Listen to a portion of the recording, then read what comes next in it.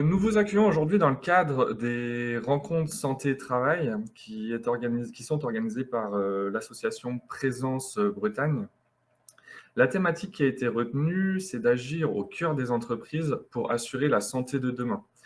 En gros, le but, c'est de promouvoir les actions des différents services de santé au travail afin d'assurer la santé globale des travailleurs. Présence Bretagne en quelques mots, c'est une association régionale qui regroupe 9 services de santé au travail en Bretagne. Donc là, vous avez une petite carte qui apparaît avec les différents services de santé au travail de Bretagne. Alors moi et Bérénice, qui intervenons pour le webinaire qui va suivre, nous faisons partie du service de santé au travail du Morbihan, l'Amiens, que vous pouvez voir sur la carte. Donc, c'est organisé en différents centres, des centres principaux en bleu, rouge et des centres annexes en jaune. Ça couvre un peu tout le territoire. Présence Bretagne, en quelques chiffres, c'est un peu moins de 750 000 salariés suivis et plus de 70 000 entreprises adhérentes de tout secteur d'activité et de différentes tailles. Généralement, on concentre quand même la prévention sur les TPE, PME, parce qu'ils ont peut-être moins de moyens en interne concernant cette prévention, justement.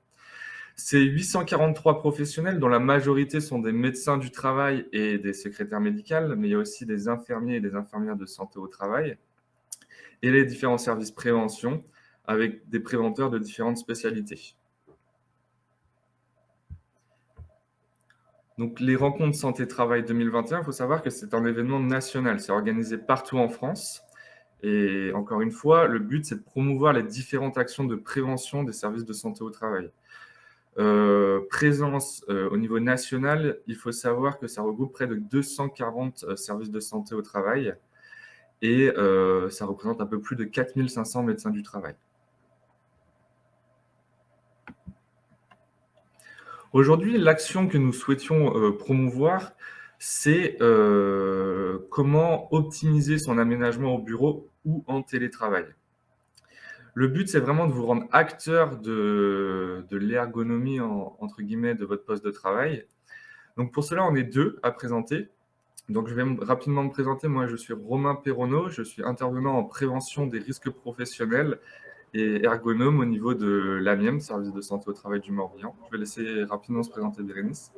Et donc, bonjour à tous, Bérénice Méheude, je suis également intervenante en prévention des risques professionnels ergonome à l'AMIEM, comme Romain. Donc, pour l'instant, moi, je vais gérer un peu la partie forum. Moi, je vais y venir rapidement. Alors, avant de commencer, vous avez une petite partie que je vais appeler chat. C'est un onglet en bas à droite. Donc, vous pouvez indiquer votre nom et celui de votre entreprise si vous le souhaitez, un peu qu'on ait les différents secteurs d'activité, voir un peu les différentes entreprises. Et n'hésitez pas aussi à poser des questions tout au long de la présentation. Alors, il y aura plusieurs temps d'échange pendant lesquels on répondra à ces questions, mais n'hésitez pas à les poser au fil de l'eau. Alors, on va aborder différents sujets ensemble. On va commencer par deux grandes familles de troubles provoqués par un aménagement de poste non adapté. Ça peut être la fatigue visuelle ou les troubles musculo-squelettiques, aussi appelés TMS. On enchaînera ensuite par des petits conseils, des points de repère au niveau de l'aménagement du poste, que ce soit au bureau ou en télétravail. Et on finira par l'organisation en télétravail, qui est quand même une notion clé du télétravail. On l'abordera juste, mais c'est important d'en parler. Alors, quel effet sur la santé ? On a vu qu'il y avait deux grands ordres de troubles. Donc, il y a les troubles visuels et les troubles musculo-squelettiques. Donc, je vais commencer par les troubles visuels. Ça peut provoquer différents symptômes. Vous avez pu déjà ressentir différents symptômes, que ce soit œil sec, picotement, œil avec la sensation de grains de sable dans les yeux, vision trouble, éblouissement, maux de tête. Alors, pourquoi on peut ressentir ces différents symptômes? Alors, ça peut être lié à l'aménagement du poste, bien sûr, mais c'est surtout aussi parce que lors du travail sur écran, la vision et les muscles oculomoteurs sont fortement sollicités. par différents mécanismes, que ce soit l'adaptation de la pupille à la lumière, que ce soit l'accommodation du cristallin, en fait, ça permet d'avoir une image nette, que ce soit la convergence pour que les deux yeux donnent une et même image nette. Donc, c'est différents mécanismes qui vont faire travailler les muscles oculomoteurs. Et tout ça, ça va avoir un effet, ça va souvent catalyser, révéler des troubles qui sont déjà présents. Par exemple, l'hypermétropie, la myopie, la presbytie, etc., etc.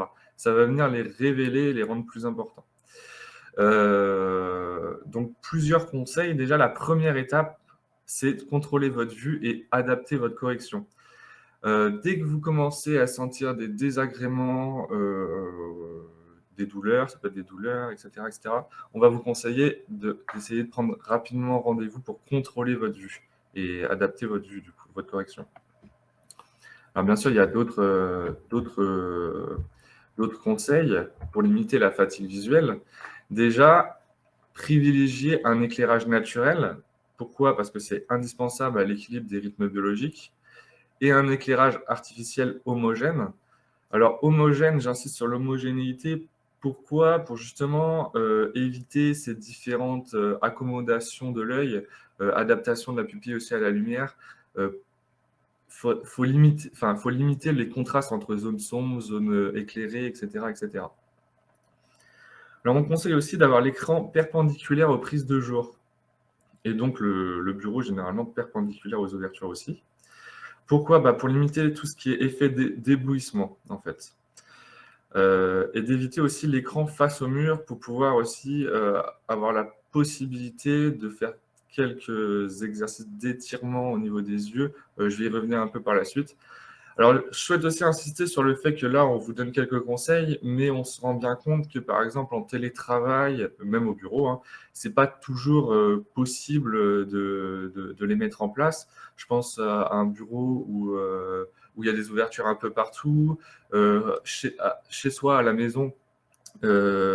Éviter l'écran face à un mur et le bureau face à un mur, parfois c'est pas toujours possible quand on manque de place, etc. Mais le but qu'il faut retenir, c'est vraiment de faire les meilleurs compromis en fait entre vos difficultés, qui peuvent être visuelles par exemple, et l'adaptation de votre poste de travail. On conseille une distance œil-écran d'environ un bras tendu. Ça représente environ 60 cm, mais un point de repère que vous pouvez facilement avoir, c'est que vous vous mettez au bord de votre plan de travail, vous tendez le bras, et il faut que l'écran arrive à peu près au bout de ce bras. Alors, le recul peut être aussi un peu plus important si vous êtes sur deux écrans. Régler le contraste et la luminosité, bon, ça va être pour votre confort, hein, ça peut être fonction de plusieurs choses. Déjà de l'âge, on a besoin de plus de luminosité en fonction de l'âge. Ça peut être aussi lié à l'éclairement de votre pièce, pour pas qu'il y ait justement de trop fort contraste. Et puis généralement aussi, quand il y a double écran, on conseille d'avoir les réglages de contraste et de luminosité les plus similaires possibles. Alors, je parlais de pause visuelle et d'étirement oculaire. Éviter l'écran face à un mur. Pourquoi? Il y a un exercice dont vous avez sûrement déjà entendu parler qui est assez simple, c'est de porter le regard au loin, fixer un point au loin. Ça va permettre de relâcher en fait un petit peu ces muscles oculomoteurs et donc de les étirer. N'hésitez pas à le faire de temps en temps dans la journée si vous en avez la possibilité. Alors, il y a d'autres types d'étirements oculaires, hein. Vous pouvez prendre quelques secondes pour regarder de gauche, droite, haut, bas, etc., etc.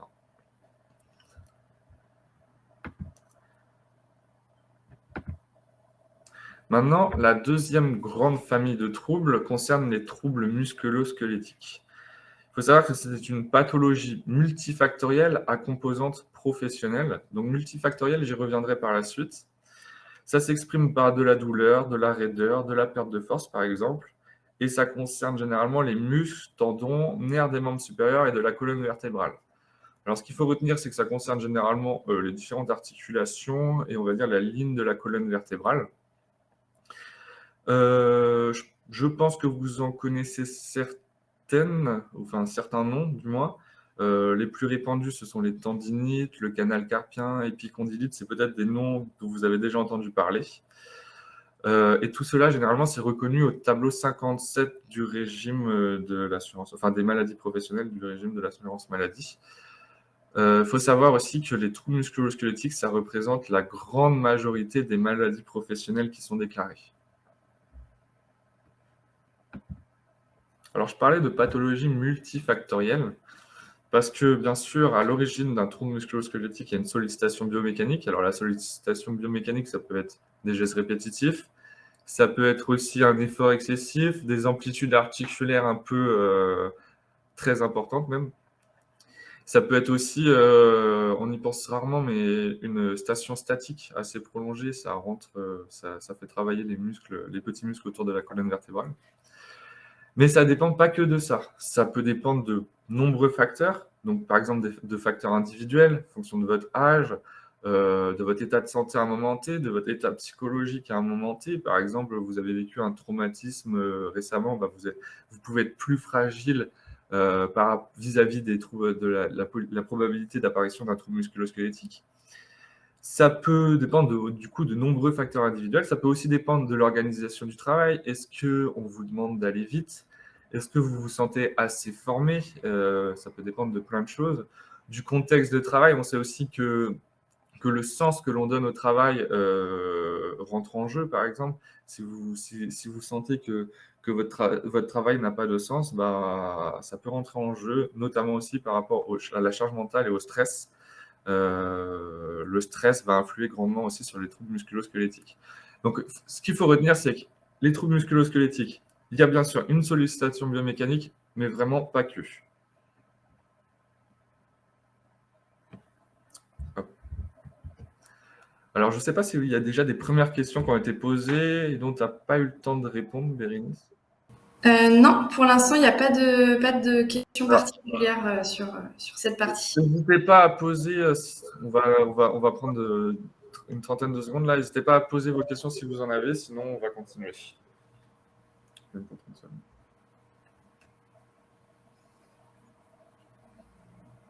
En ce qui concerne vraiment là, c'était les troubles plutôt. Je pense que c'est bon, il n'y a pas de question particulière. Je vais continuer alors. Alors, pourquoi s'installe-t-on mal? On a bien conscience que vous n'y mettez pas de la mauvaise volonté à mal vous installer. Souvent, une posture, en fait, elle est conditionnée par un certain nombre de facteurs. Et souvent, c'est une posture qui peut faire mal, c'est conditionné par un mauvais, même s'il n'y a pas de posture idéale, un mauvais aménagement du poste de travail. Une posture de travail, comme je disais, c'est conditionné par un ensemble de facteurs. Ça peut dépendre du matériel utilisé, par exemple un bureau trop bas ou trop haut, un siège qui n'est pas forcément réglable dans toutes les dimensions. Ça peut aussi dépendre de la nature des tâches effectuées, par exemple une tâche qui demande de la précision. Vous avez tendance à aller regarder plus proche, ou au contraire qui demande d'aller vite, par exemple. Bon, les caractéristiques individuelles, j'en ai déjà un peu parlé. Homme, femme, âge et état de santé. L'organisation du travail, pareil, je l'ai déjà abordé. La répétition des tâches, la pression temporelle et de la luminosité, par exemple. Si vous avez du mal à voir l'écran de votre ordinateur, vous allez avoir tendance à vous rapprocher. En fait, la posture de travail que vous adoptez, c'est pour vous le meilleur compromis que vous avez fait entre l'ensemble de ces éléments.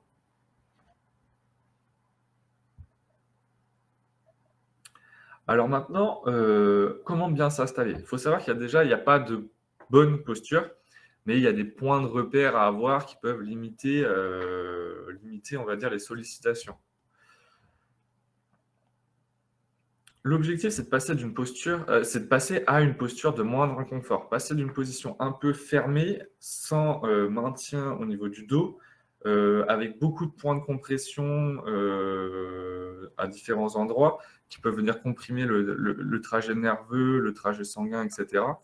À une position un peu plus ouverte, surtout avec un bon maintien lombaire, les pieds bien au sol quand ce n'est pas possible, on verra, il y a des petites solutions, et bien en face du poste de travail. On va vous donner les points de repère à avoir. Tout d'abord, par rapport au bureau. Alors, le bureau, une chose qui n'est pas écrite, mais qu'il est important de prendre en compte, c'est qu'actuellement, ils ont tendance à... Enfin, ils ont tendance. Certains fournisseurs ont tendance à faire des choses assez esthétiques avec par exemple des vagues dans le bureau, des choses qui ne sont pas forcément pratiques pour bien s'installer face à son poste. Les vagues, par exemple, ça peut être gênant pour la position des accoudoirs. Parfois, on retrouve un coude appuyé sur le bureau et l'autre un peu dans le vide. Donc, nous, on a tendance à dire qu'il faut privilégier les bureaux les plus droits possibles. La table ou le bureau doit être stable, avec une profondeur d'à minima 80 cm, c'est ce qui est conseillé au minimum pour pouvoir positionner les différents périphériques. Alors, la hauteur, idéalement réglable, mais si ce n'est pas possible, les standards, de toute façon, sont de 72 à 74 cm. Malheureusement, ça ne convient pas à tout le monde. Des personnes, par exemple, très grandes vont avoir les genoux qui vont venir buter contre le bureau.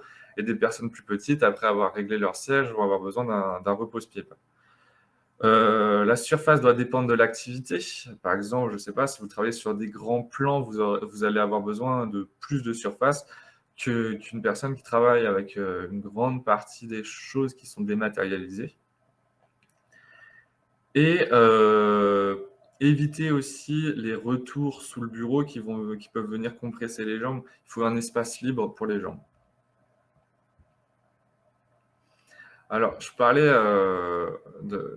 du bureau idéalement réglable parce que l'alternance de posture est conseillée. Hein. L'être humain n'est pas fait pour rester statique de façon prolongée. On est fait pour bouger. Plus on bouge, mieux c'est. On sait que ce n'est pas toujours, pas toujours possible d'avoir ce réglage du bureau en hauteur. Donc, l'objectif, ça va être quand même la recherche de la posture de moindre inconfort. Par exemple, la hauteur du plan de travail, ce qu'on conseille, c'est qu'elle doit arriver au niveau des coudes. Qu'on peut donner comme point de repère, c'est d'avoir à peu près les bras par rapport aux avant-bras. Là, on peut le voir sur le schéma à gauche, la ligne blanche. Les bras par rapport aux avant-bras doivent faire environ 90 degrés. Il faut régler son siège pour qu'on arrive à cette hauteur-là, avoir 90 degrés, épaules bien relâchées au niveau du plan de travail. Ensuite, on voit si les pieds touchent le sol ou pas. S'il y a des difficultés pour avoir un bon appui au niveau du sol, il faudra faire la demande d'un repose-pied. Alors là, je vais vous présenter différents réglages au niveau des sièges. On a bien conscience aussi que tous les sièges n'ont pas l'ensemble des réglages, mais il est intéressant d'avoir la notion des différents réglages qui existent. Alors, plus les réglages sont présents, mieux c'est, bien sûr, parce que justement, un siège doit pouvoir s'adapter aux différentes morphologies. Hein. Donc, le siège, généralement, tout le monde connaît le réglage de la hauteur d'assise, mais il y a aussi la profondeur d'assise c'est bien quand elle est réglable. Un petit point de repère, il faut s'asseoir au fond du siège et vérifier la profondeur d'assise. Donc, il ne faut pas que l'assise soit trop courte pour éviter les points de compression avec le milieu de la cuisse, là où il y a pas mal de trajets nerveux, de trajets sanguins qui passent. Il ne faut pas non plus que l'assise soit trop profonde pour aller heurter le derrière de vos genoux. Il y a aussi un trajet nerveux qui passe par là. Donc, évitez. Un petit point de repère qu'on peut vous donner, c'est vous passez une main, 3 doigts derrière vos genoux. Si vous avez cet espace-là, c'est à peu près bon. Généralement, le réglage de cette profondeur d'assise, ça se fait avec une manette qui est sous l'assise, souvent positionnée à droite, ou une barre un peu devant, comme type siège de voiture.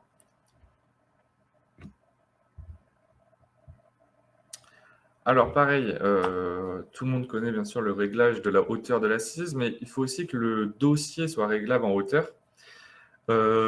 Pourquoi? Parce que justement, sur les dossiers, généralement, ce qu'on retrouve quand même, il y a un renfort lombaire.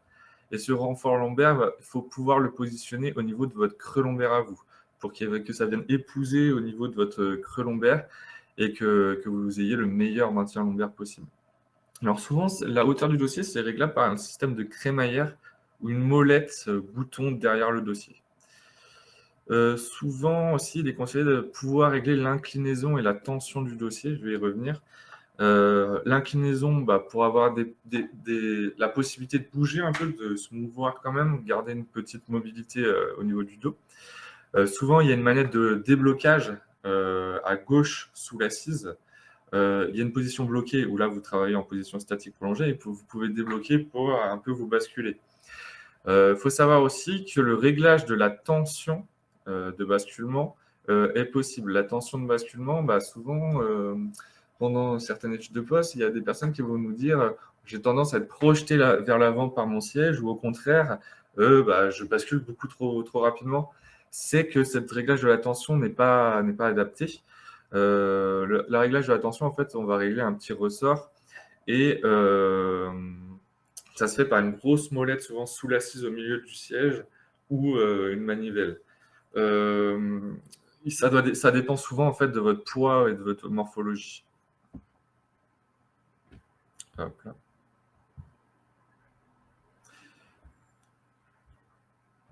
Hop, pardon, ça ne veut pas passer. Voilà. Alors la hauteur d'assiette, je vais quand même y passer rapidement parce que tout le monde généralement peut régler et sait régler sa hauteur d'assiette. C'est la manette sous l'assise à droite. Je réinsiste sur un point. Réglez votre siège de façon à avoir justement ses épaules relâchées avec 90 degrés. Là, c'est encore sur le schéma à gauche, avant-bras par rapport au bras, pour être bien à plat par rapport au plan de travail. Une fois que vous avez réglé votre siège pour arriver à cette hauteur-là, vous voyez si vous avez la nécessité d'un repose-pied. Alors, il y a un cas qui est un peu plus embêtant, c'est quand vous avez fait ce réglage, vous avez vos pieds qui viennent heurter, enfin vos jambes qui viennent heurter dans le plan de travail. Là, il va falloir trouver un moyen pour rehausser ce bureau. Le plan de travail, du moins. Et au niveau des accoudoirs, alors les accoudoirs, déjà, une chose, leur position idéale, on va dire, c'est quand ils sont réglés directement dans la continuité du plan de travail. Alors, si il n'y a pas d'accoudoir, on vous conseille de prendre appui sur le plan de travail, sans non plus désolidariser son dos du maintien lombaire. Et on sait que souvent, des accoudoirs non adaptés, je vais revenir après sur comment doit être conçu un accoudoir, on sait souvent que des accoudoirs non adaptés et non réglables sont plus gênants qu'autre chose. S'ils sont gênants, on va vous conseiller de les enlever. Alors, qu'est-ce qu'un bon accoudoir? Un bon accoudoir, c'est un accoudoir déjà qui est assez court, généralement inférieur à 20 cm, et qui est réglable dans l'ensemble des dimensions pour vraiment l'adapter à votre morphologie. Sinon, il n'a pas beaucoup d'intérêt. Il faut qu'il soit réglable en hauteur. Il faut qu'il soit réglable aussi en profondeur. Il faut qu'il soit réglable en écartement, bien sûr. Et il faut qu'il soit réglable aussi en inclinaison. Généralement, on appelle cela des accoudoirs 4D un petit peu. Donc, hauteur, profondeur, inclinaison et écartement. Voilà ce qu'il faut retenir au niveau des accoudoirs. Donc, je vais laisser la parole. Alors oui, on va regarder un petit peu maintenant comment ça se passe en télétravail. Vous êtes plusieurs à avoir répondu qu'effectivement, il y a plusieurs entreprises où vous êtes à peu près à un jour de télétravail donc, par semaine. Je vais remettre. Donc, c'est vrai que tous les réglages dont Romain a parlé, on va voir que c'est pas toujours possible en télétravail, notamment si on n'a pas de siège de bureau à roulette ou un siège qui n'est pas réglable en hauteur. Donc, par exemple, ce qu'il faut vraiment essayer de faire, c'est trouver au moins une chaise avec un dossier. Vraiment éviter les tabourets ou les sièges où on ne va pas avoir de maintien du dos. Donc, chaise avec dossier et, si possible, essayer de tester différentes associations, tables et chaises, parce que c'est vrai qu'avec ces hauteurs fixes, on peut être vite contraint. Donc, faire attention à soit une table qui serait trop basse ou du coup la chaise trop haute, ou à l'inverse, la chaise trop basse par rapport à la table. Donc, ce qu'on voit sur les petites vignettes, c'est... avec une chaise trop haute, on va avoir tendance à se courber, se pencher pour trouver le maintien sur la table.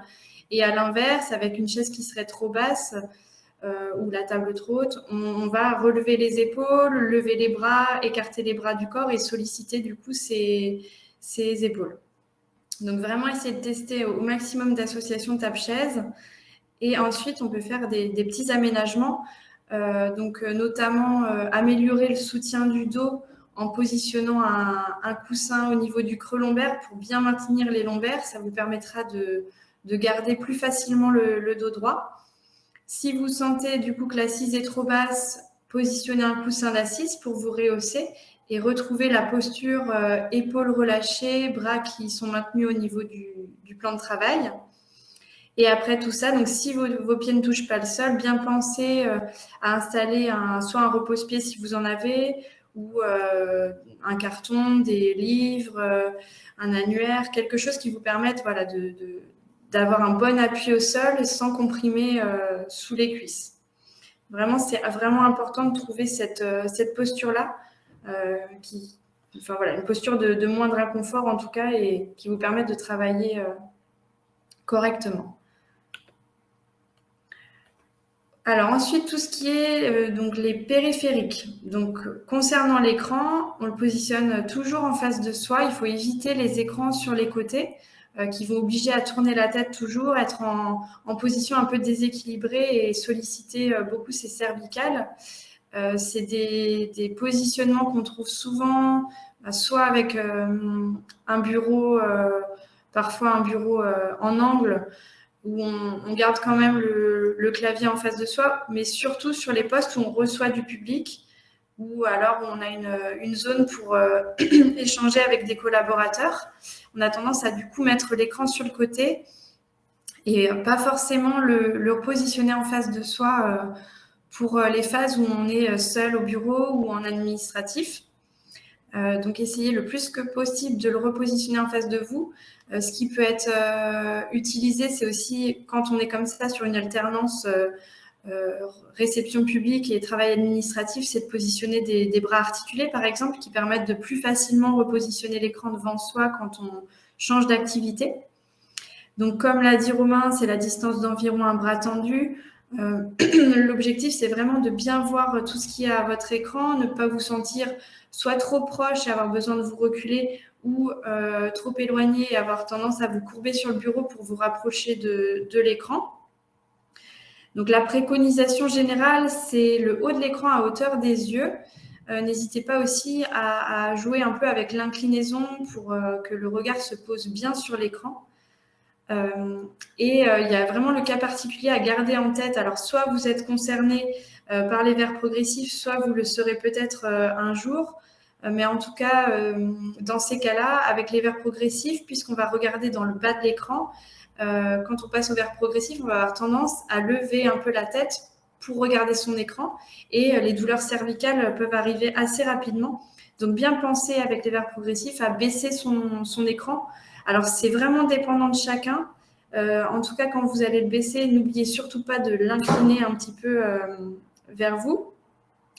Et selon les personnes, alors pour donner des exemples, hein, pour certains, le bas de l'écran va être à 10 cm du bureau, mais pour certains, le bas de l'écran va être vraiment collé. Donc, il ne faut vraiment pas hésiter à faire des tests et à trouver, en tout cas, le positionnement de l'écran qui vous permettra de garder la tête droite, ni la baisser, ni la lever.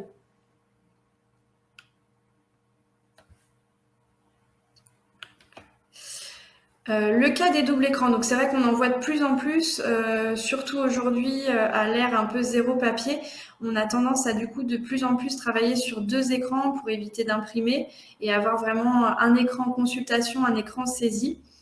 Donc il y a plusieurs cas de figure possibles, soit vous utilisez vos 2 écrans et de la même manière, vous les consultez vraiment de façon identique et vous alternez de l'un à l'autre.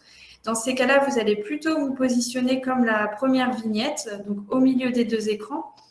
On rapproche bien les 2 écrans, on peut les incurver un peu vers soi, pas forcément en position droite comme sur l'image, mais voilà, les incurver vers vous pour être vraiment, avoir le meilleur regard sur les 2 écrans.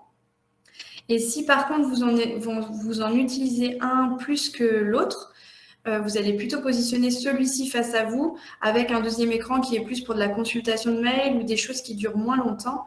Dans ces cas-là, voilà, on le positionne plus sur le côté, mais toujours juste à côté. On évite d'avoir un écart entre les deux et d'avoir à trop tourner la tête pour le regarder. Donc, dans tous les cas, on les règle à même hauteur. On fait les mêmes réglages de luminosité et de contraste. Donc, c'est vrai que dans ce cas de figure-là, il est plus simple d'avoir des écrans identiques. C'est plus facile à régler. Donc, forcément, on évite l'écran de l'ordinateur portable en double écran parce que forcément, il sera plus bas. Sauf du coup pour un porteur de verre progressif où là, du coup, la hauteur de l'écran de portable, enfin d'ordinateur portable peut être à bonne hauteur. Donc, voilà, ça reste possible, mais dans la mesure du possible, on évite d'avoir l'écran plus bas que l'autre.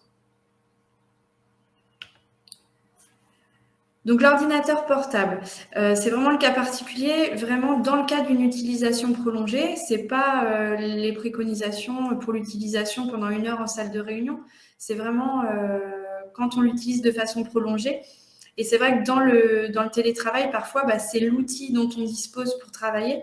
Donc, à la maison, il faut bien penser à essayer d'installer son poste. Donc, on le voit sur la vignette, un ordinateur portable. Tout de suite, on voit cette posture un petit peu plus courbée. On va avoir tendance à éloigner un petit peu l'ordinateur pour pas être trop proche de l'écran.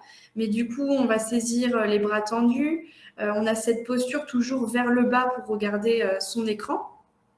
Donc, comment on peut aménager? Soit on a une station d'accueil sur laquelle on va clipser le téléphone, l'ordinateur portable, pardon, et on a un écran, un clavier, une souris. On travaille comme sur un ordinateur fixe. Finalement, l'ordinateur portable n'est plus qu'une unité centrale.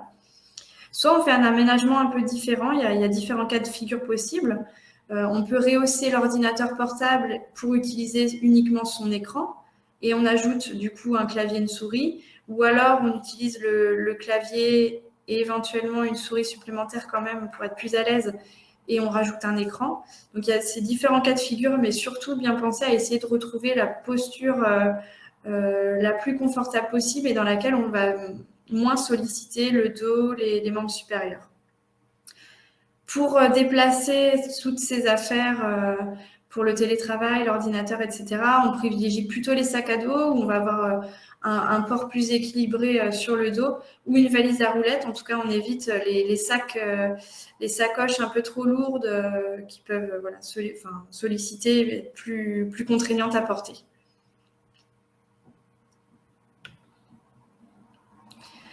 Le reste des périphériques, donc on va retrouver la souris, le clavier. Pour ce qui est de la souris, on l'a choisi plutôt adaptée à la taille de la main. C'est vrai qu'on voit pas mal de souris, de mini-souris un petit peu qu'on peut emmener facilement partout, qui prennent pas de place, sans fil, etc. Il faut vraiment bien faire attention que votre main puisse bien se poser sur la souris, qu'elle soit pas trop petite et qu'on ait un peu les doigts pliés pour cliquer. Il faut vraiment que votre main soit bien posée à plat, les doigts bien déliés, qu'il n'y ait pas de soucis à ce niveau-là pour éviter toutes les douleurs qui peuvent apparaître au niveau de la main, du poignet et même remonter un peu dans le membre supérieur avec l'utilisation de la souris. On la positionne bien dans le prolongement de l'avant-bras à côté du clavier, donc on évite d'avoir des souris trop éloignées qui obligent à tendre le bras ou à avoir le bras toujours décollé du corps. Il peut exister aussi des souris verticales. Là, on est sur des souris qui se relèvent un petit peu et qui permettent d'avoir vraiment la main dans une position plus anatomique, avec moins de contraintes pour le poignet, le coude. Pour ce qui est du clavier, donc plutôt des claviers plats, on évite de mettre les petits pieds escamotables qui, vu qu'ils existent, on a tendance à se dire qu'il faut les mettre, mais vraiment plutôt un clavier qu'on pose bien à plat pour éviter la cassure au niveau des poignets. On le positionne bien en face de soi. Et il faut pouvoir saisir sans allonger les bras ou sans avoir à se pencher sur le bureau. Donc, en gros, on est avec un clavier à une quinzaine de centimètres du bord. Retrouver la posture dont on parle depuis tout à l'heure. Et du coup, bien faire attention aux documents, parce que c'est vrai que quand on dit clavier à une quinzaine de centimètres du bord, on se dit mais où est-ce que je mets mes documents du coup parce qu'on a tendance à toujours les mettre un petit peu comme sur la photo que vous voyez en bas, juste devant soi et avec un clavier plus éloigné. Donc là, on voit que tout de suite, la posture, elle va être bras tendu pour saisir et on va alterner du coup entre le document juste devant soi, l'écran. Et c'est vrai que du coup, là, on va solliciter beaucoup ces cervicales. Donc, dans une posture comme ça, épaules et cervicales sont très sollicitées. Donc, comment on peut faire pour les documents ? Tout simplement, donc on va éviter de les positionner sur le côté. Comme je viens de le dire, on évite de les positionner devant, mais plutôt entre le clavier et l'écran. Donc sur un support, soit sur un pupitre adapté, soit on utilise un plan incliné type classeur pour repositionner ces documents, ou alors avec un support ordinateur portable, comme vous le voyez sur l'image du bas. Vous pouvez positionner vos documents sur le clavier du portable et avoir un clavier supplémentaire. Donc il y a toutes ces choses-là qui sont possibles. C'est vrai que dans ce cas de figure-là, on va vraiment, la tête va plus bouger, on va juste baisser les yeux pour regarder son document et alterner entre document et écran plus facilement. Alors, pour ceux qui sont concernés par beaucoup d'appels téléphoniques ou des appels téléphoniques qui durent un certain temps, ou pour lesquels il faut prendre des notes ou saisir des choses de façon, sur l'ordinateur, c'est vraiment important d'utiliser, dans la mesure du possible, soit le haut-parleur quand on est dans un bureau séparé ou à la maison s'il n'y a personne, un casque téléphonique ou des oreillettes. Le but, c'est vraiment de retrouver une posture où on a les mains libres pour travailler et où on évite surtout de coincer le combiné entre l'épaule et la tête, ce qui est très sollicitant pour les cervicales. Donc, dans la mesure du possible, main libre pour faire toute son activité. Alors, je ne sais pas si sur cette partie, il y a des questions, Romain, peut-être ?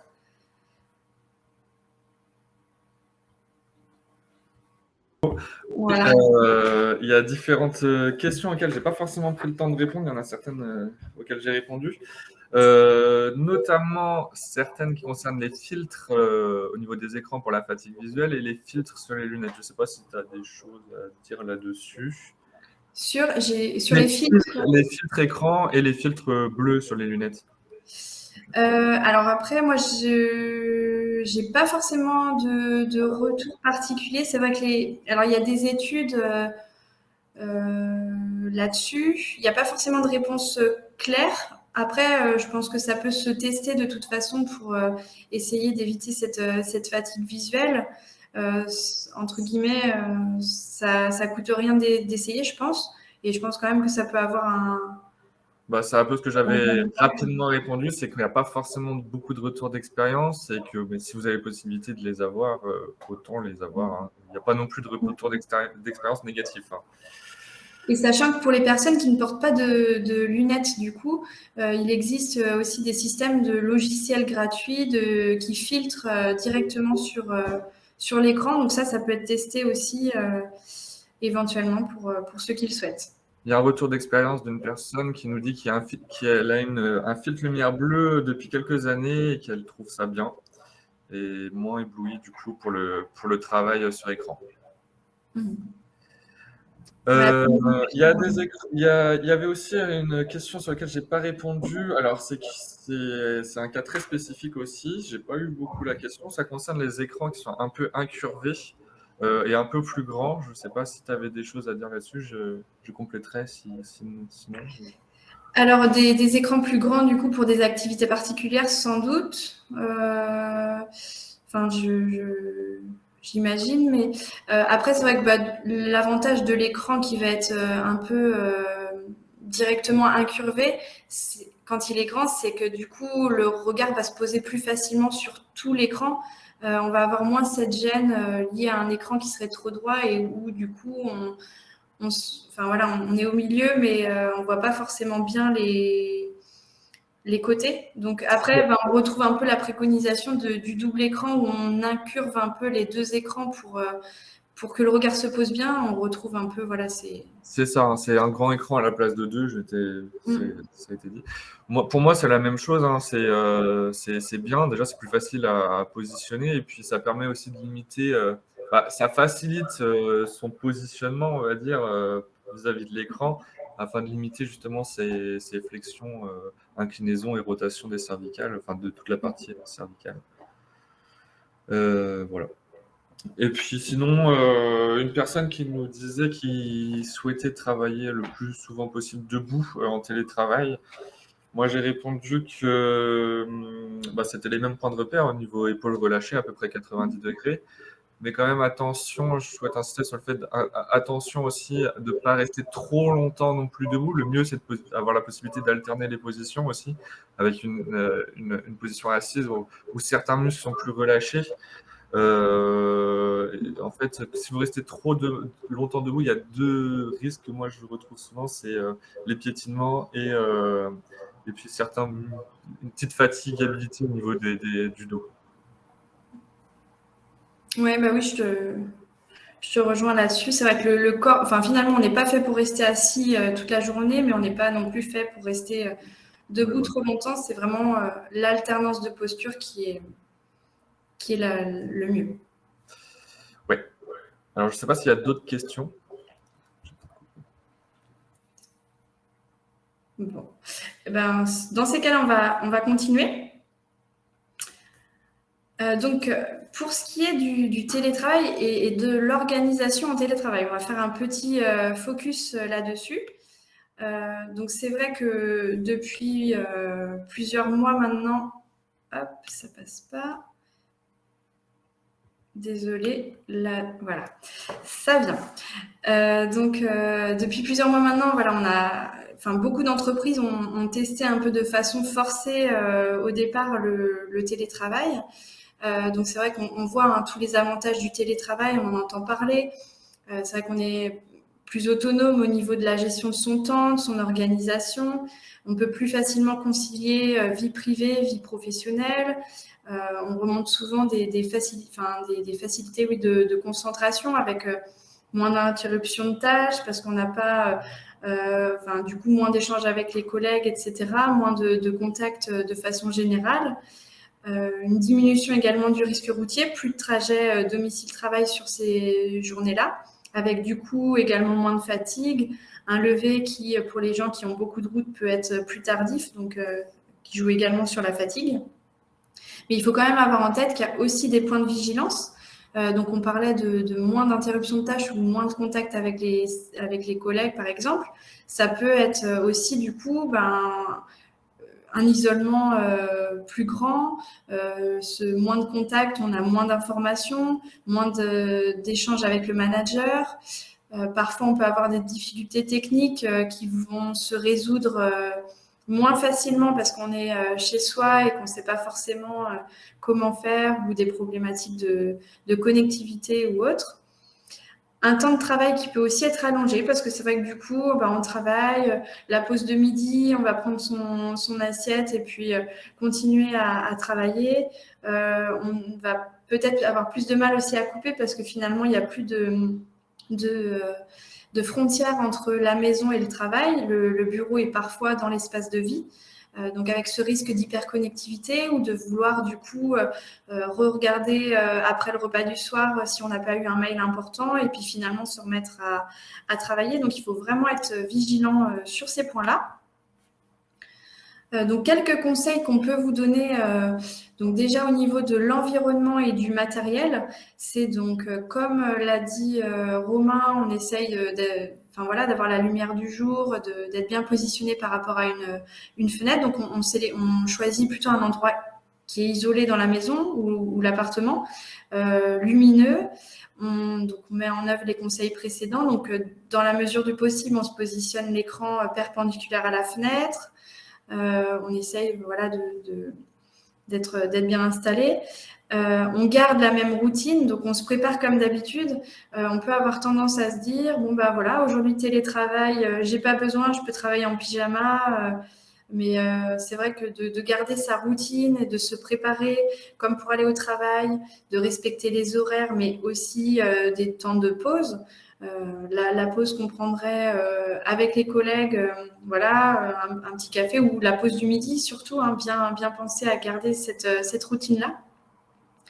Et surtout se fixer un rythme de travail, planifier son activité, prioriser ses tâches, voilà, savoir ce qu'on doit faire dans la journée, comme on l'aurait fait finalement au bureau, et ne pas se retrouver à pas trop savoir quoi faire sur ce jour-là ou comment s'organiser, ou alors se donner une charge de travail infaisable parce qu'on est à la maison.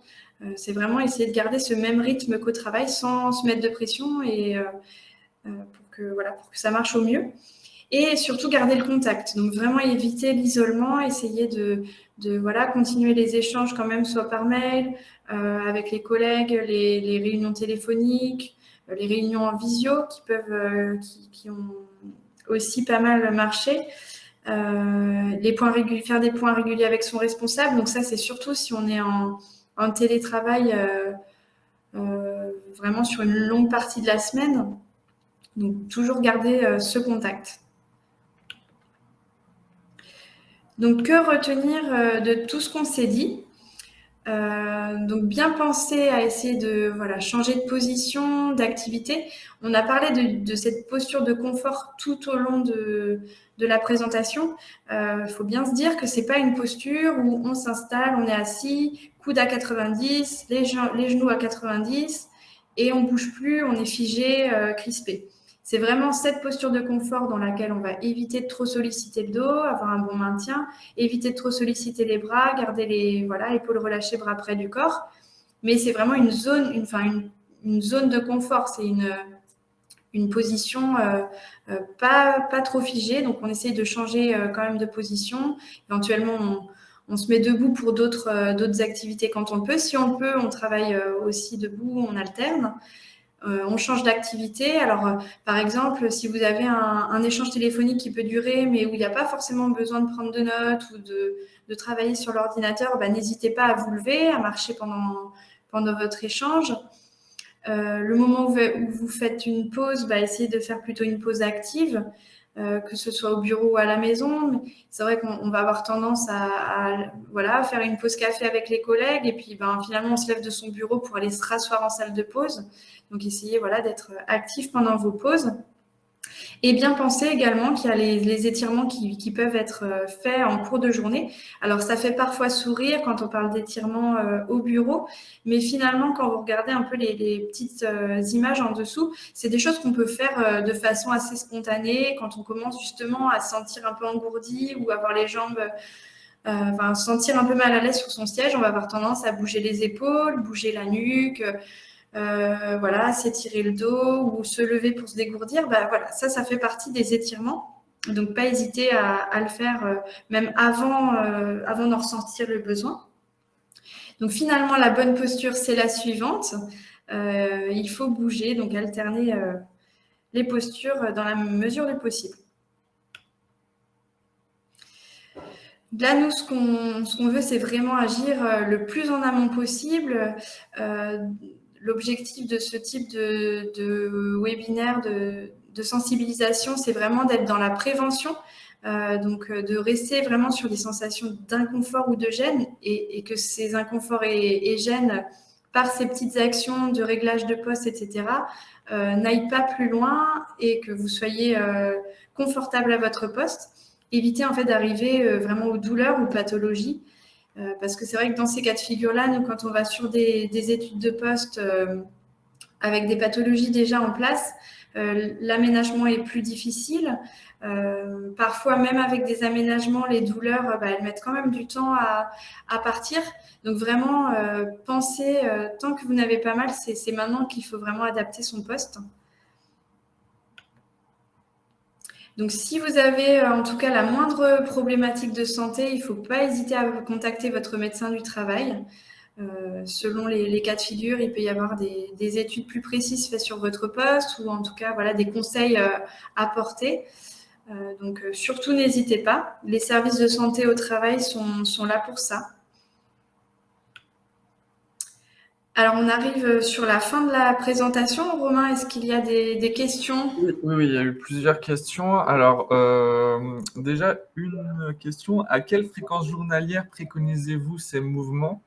Je pense que ça parlait du Des étirements? du moment où tu as. Je sais, j'aimerais bien juste avoir un petit complément d'information si ça parlait des pauses. On dit à peu près au bout de 2 heures d'activité, il faut commencer à faire une pause. On réactive quand même au Au moins, moins changer d'activité, voilà. ouais, au moins tous les 2 heures d'activité.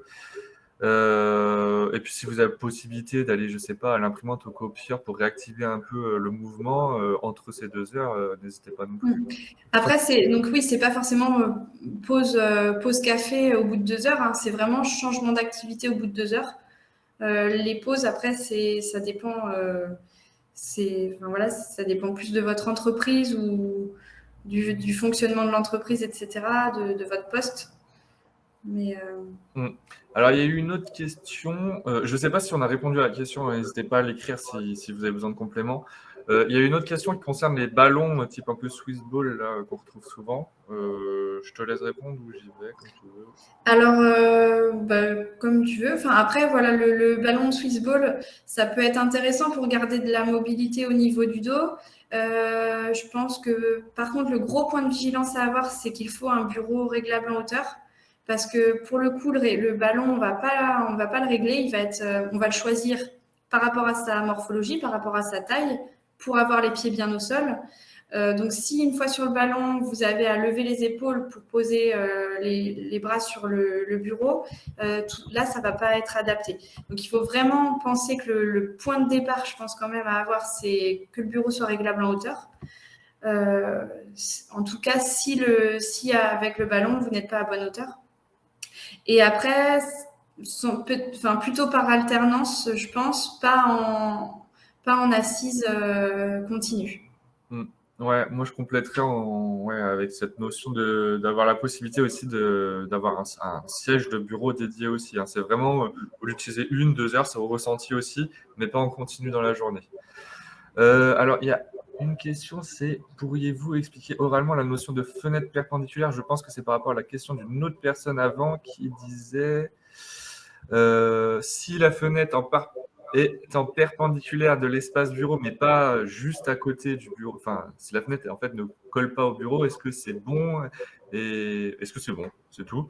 Bon, moi, j'ai Bah, répondu que en soi, oui, l'important, c'est d'avoir la lumière naturelle et d'avoir aussi la possibilité de porter son regard au loin. Alors, soit vous êtes à une certaine distance d'un mur et là, vous pouvez fixer un point sur le mur, sur une affiche, etc. Soit vous prenez le temps de vous retirer un peu de votre poste, vous vous tournez vers l'ouverture et là, vous relâchez un petit peu, mais ça va faire de temps en temps, quoi. Effectivement, en fait, ce qu'il faut bien comprendre par rapport à cette préconisation de fenêtre perpendiculaire finalement à l'écran, c'est pour éviter les éblouissements, éviter que l'entrée de lumière vous éblouisse en cours de journée, ou alors que si c'est dans votre dos, que la lumière vienne faire des reflets sur vos écrans. Donc cette notion-là, elle est vraiment liée aux problématiques d'éblouissement ou de reflet. Si la fenêtre elle est éloignée, si la fenêtre elle est au nord, vous pouvez potentiellement vous retrouver face à une fenêtre sans forcément être gêné par la lumière. C'est vraiment à prendre. Ça dépend vraiment de l'orientation du bâtiment, du bureau, de la distance. Il y a plein de choses à prendre en compte. Mais en tout cas, c'est pour éviter ces phénomènes d'éblouissement ou de reflet. Il n'y a pas d'autres questions, je crois. Il y a juste des témoignages par exemple.